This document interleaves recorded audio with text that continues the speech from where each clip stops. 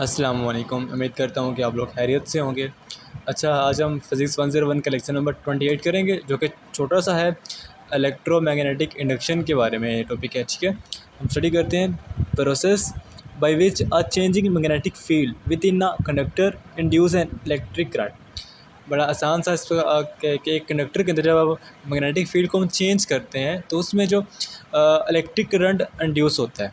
ठीक है, यानी कि हमारे पास एक वायर है या एक कंडक्टर है, तो हमारे हाथ में एक मैग्नेट है। ठीक है, फ़र्ज़ करें कि एक मेरे पास राउंड मैग्नेट है, अब एक वायर है। ठीक है, अब मैं क्या कर रहा हूँ कि ये एक मैग्नेट है, ये मेरा वायर है। ठीक है, मैं क्या करूँ, मैं बार बार इस तरह कर रहा हूँ। ठीक है, यानी कि अपनी मैग्नेटिक फील्ड को चेंज कर रहा हूँ या रॉड को हिला रहा हूँ।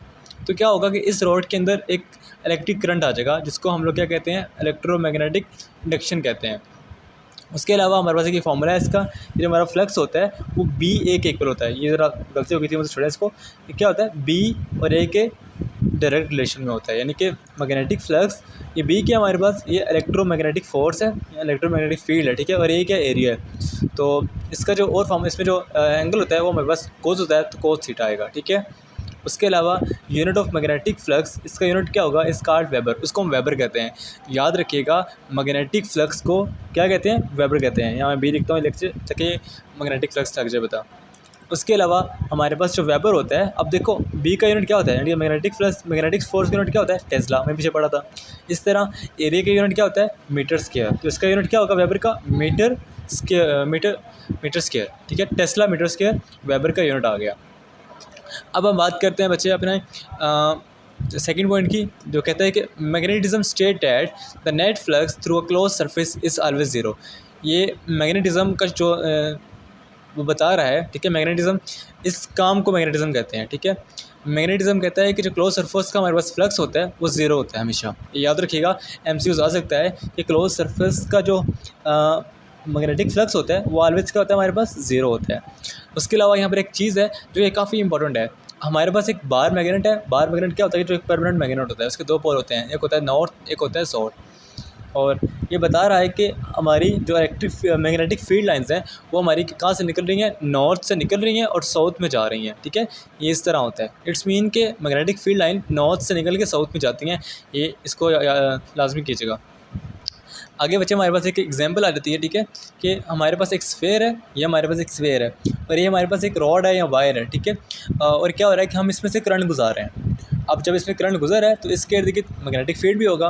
अब क्वेश्चन ये आता है कि क्या इस स्फेयर के अंदर भी electromagnetic induction, magnetic current induce होगा कि नहीं होगा। ठीक है, अ sphere placed near a long straight wire, find magnetic flux. हमने मैग्नेटिक फ्लक्स फाइंड करना है इस स्फेयर के अंदर, तो इसका आंसर ज़ीरो है।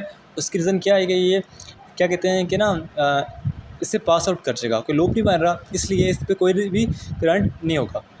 ठीक है, अब हमारा जो क्वेश्चन है आगे देखते हैं बच्चे, आगे बढ़ते हैं। आगे आते हैं हमारे पास फेराडेज लॉ, ये बहुत इंपॉर्टेंट है। ठीक है, Faraday's law for induce EMF.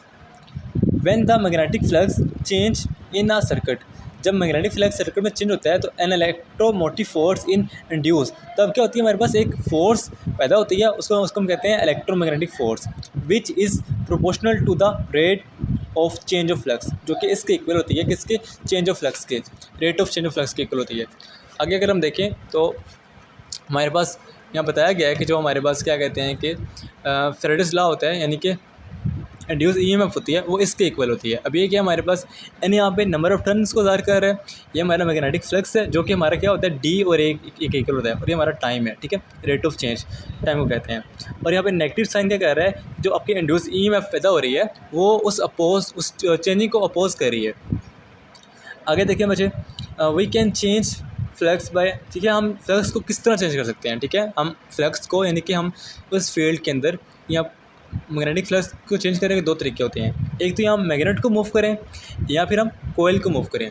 अब फ्लक्स होता है क्या है, ठीक है, देखो बच्चों, फ्लक्स सिंपल अल्फाज में बताऊँ तो चेंज को कहते हैं। जैसे कि ये हमारे पास एक वायर है और यहाँ मेरे पास कोई मैग्नेट पड़ा है, अगर स्टिल पड़े हैं तो जो इनका मैग्नेटिक फ्लक्स होगा वो ज़ीरो होगा। जब तक कि अगर हम मैग्नेट को मूव करते हैं या फिर हम वायर को मूव करते हैं मैग्नेट के इर्द गिर्द, तब जाके हमारा मैग्नेटिक फ्लक्स क्रिएट होगा किसी भी चीज़ में। यहाँ पे एक एग्जांपल है न्यूमेरिकल की, वो चेक करते हैं कि अब फ्लेक्सिबल लूप, हमारे पास एक लूप है एस रेडियस, इसका रेडियस क्या हमारे पास 12 सेंटीमीटर है। अब लूप क्या होती है, लूप सर्कल में होती है, ये याद रखिएगा, ठीक है। ये शंकर डिंगे मिंगे नहीं, लेकिन वो क्लोज होगी, ठीक है। एंड द मैग्नेटिक फील्ड, उसकी मैग्नेटिक फील्ड कितनी है 0.15 टेस्ला है। एंड द टेक टाइम, और टाइम कितना उसका 0.20 सेकेंड्स है, सही है। ये वजह से मैं सिर्फ बता रहा हूँ, बाकी आप लोग क्या कहते हैं कि हैंडआउट से देख लीजिएगा, मैंने सिर्फ शॉर्ट टर्म में लिखी हुई है। अपने फाइंड क्या करनी है हम लोगों ने, हमने इंड्यूस ईएमएफ फाइंड करनी है। हमने इस फॉर्मूले के ज़रिए अपनी इंड्यूस ईएमएफ को फाइंड करना है। देखो उसने हमें सिर्फ क्या दिया हुआ है, मैग्नेटिक फील्ड दी हुई है, और इसके अलावा उसने बताया हुआ कि रेडियस कितना है 12 सेंटीमीटर है। हमने फाइंड क्या करना है, हमने इलेक्ट्रोमोटिव फोर्स फाइंड करनी है। अच्छा, हम अपना इस फॉर्मूले को लेते हैं। अब इसमें मैंने नंबर ऑफ टर्न्स नहीं बताया हुआ, तो इसलिए हम इसको एन को हम नहीं ले रहे, क्योंकि एन उसने नहीं बताई हुई। हम क्या करते हैं, अब हमें पता है कि जो हमारा मैग्नेटिक फ्लक्स होता है वो बी ए के इक्वल होता है, ये हम पीछे पढ़ के आ चुके हैं, सही है। अब बी क्या हमारे पास 0.15 टेस्ला है, ऐसे ही है। अब हमारे पास ए नहीं है, ठीक है। एक सवाल है हमारे लिए, लेकिन क्लोज सरफेस का एरिया क्या होता है, वो होता है बच्चे पाई आर स्क्वायर, ठीक है। पाई क्या होता है 3.14 को पाई कहते हैं, और आर होता है हमारे पास रेडियस। यहाँ मैंने लिखा भी हुआ है, मेंशन भी किया हुआ है कि एरिया हमारे पास होता है पाई आर स्क्वायर। अब पाई की वैल्यू आप पुट करोगे, देखो पाई आ गया। अब आर मैंने यहाँ पे 0.12 है, लेकिन वहाँ पे तो 12 था हमारे पास, क्या कहते हैं कि देखो 12 सेंटीमीटर था। अब यहाँ पे 0.12 मैंने क्यों लिखा है, क्योंकि हमने इसको स्टैंडर्ड यूनिट में लेके आना है। ये हमारे पास सेंटीमीटर था, हमने इसको मीटर में लेके आए हैं, सही है। आगे मैंने मेंशन भी किया हुआ है कि 12/100 करेंगे तो हमारे पास जो सेंटीमीटर है वो मीटर में आ जाएगा 0.12 मीटर। तो अब हम ये वैल्यूज़ को इस फॉर्मूले में पुट करेंगे तो हमारे पास आंसर आ जाएगा। देखिए बच्चों, अब ये पाई की वैल्यू आ गई है, ठीक है। ये ए का स्क्वायर आ गया, और ये हमारे पास मैग्नेटिक फील्ड आ गई। ये पूरा का पूरा हमारे पास इलेक्ट्रिक मैग्नेटिक फ्लक्स है, और ये हमारे पास टाइम है। अब इनको सॉल्व करेंगे तो हमारे पास आंसर आ जाएगा वोल्ट्स में, ठीक है, 0.03 वोल्ट्स। अब क्या होता है कि आपको न्यूमेरिकल दे रहता है, उसमें 4 आंसर होते हैं। अब चारों का आंसर 0.034 सेम होता है, लेकिन उसमें आपके यूनिट्स डिफरेंट होते हैं। तो अपने यूनिट्स को याद रखना है कि इंड्यूस ईएमएफ का यूनिट क्या होता है, हमारे पास वोल्ट्स होता है। आगे एक इंपॉर्टेंट फार्मूला है, F=IL×B, इसको भी माइंड में रखिएगा, ठीक है। इसके थ्रू भी एमसीक्यूज आ सकता है। आई क्या हमारे पास करंट है, एल क्या हमारे पास लेंथ होगी जो हमारे पास वो रॉड होगा, ठीक है, और बी क्या हमारे पास, ये हमारे पास मैग्नेटिक फोर्स है। आगे देखें बच्चे, तो हमारे पास लास्ट टॉपिक है जी लेंस लॉ है। अब लेंस लॉ काफ़ी इंपॉर्टेंट है कि the direction of any magnetic field effect is such as to oppose the cause of the effect. ये बहुत मज़े की चीज़ है कि जब भी किसी भी लूप के अंदर आपकी इंड्यूस ईएमएफ होती है तो वो अपोज करती है उस चेंजिंग को। दरअसल हमारे एक कुदरत का निज़ाम है कि हर वो चीज़ जो एक स्टेबल है ना, अगर हम उसको छेड़ते हैं तो वो अपोज करती है। एग्जांपल के देखो, मैं इस स्प्रिंग है मेरे पास, ठीक है। अब स्प्रिंग को मैंने कंप्रेस किया है, लेकिन जैसे मैं इसको क्लिक करूँगा ये वापस आ जाएगा। वापस क्यों आ रहा है, ये जो चेंजिंग है ये अपोज कर रही है। जो स्प्रिंग है कह रहा है कि मैंने अपनी जो ओरिजिनल हालत है मैं उसी में रहना है, मैंने चेंजिंग नहीं करनी।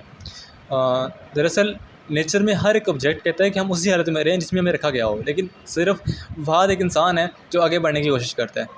खैर, तो लेंस लॉ क्या करता है कि उस चेंजिंग को अपोज करता है जो उसके अंदर आती होती है, ठीक है। तो आज का हमारा लेक्चर ओवर हो गया। अगर आपको कुछ समझ ना आए मुझे बताइएगा।